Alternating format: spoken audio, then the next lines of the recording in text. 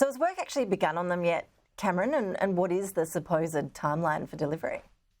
Yes, steel has been just cut very recently on the first ship. So there's supposed to be 9 ships. The first one's not going to be available until about mid-2032. The last one won't be available until the mid-2040. So it's obviously a very long time frame. And so actually the government's got to consider, if they do scrap this project, what they're going to replace it with, because they of course want jobs continuing in South Australia, shipbuilding jobs. They want the industry to continue. So they've got a big question here as to whether they continue or whether they scrap the project and then put other warships, different types of warships, in its place.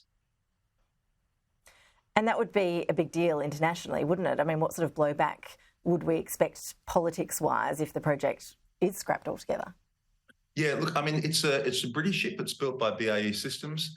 This is the Hunter frigate. And so, you know, it's a big project. And so if Australia did scrap that, the Brits would not be happy. But the Brits did actually have a big win with the AUKUS nuclear submarine project. You'll recall that under that plan, eventually a British-designed submarine will be built in Adelaide. So they have won a big win there. That might give the government some wiggle room to actually cut this project. It's not at all certain that it will be cut. I mean, there's an independent review that the government has appointed to look at all of the Navy surface ship options going ahead for decades ahead. And they will report quite quickly at the end of September.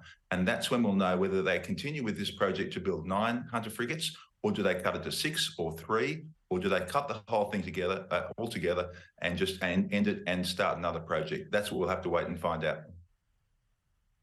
We'll be watching closely. Cameron Stewart from the Australian, really appreciate your time. Thank you.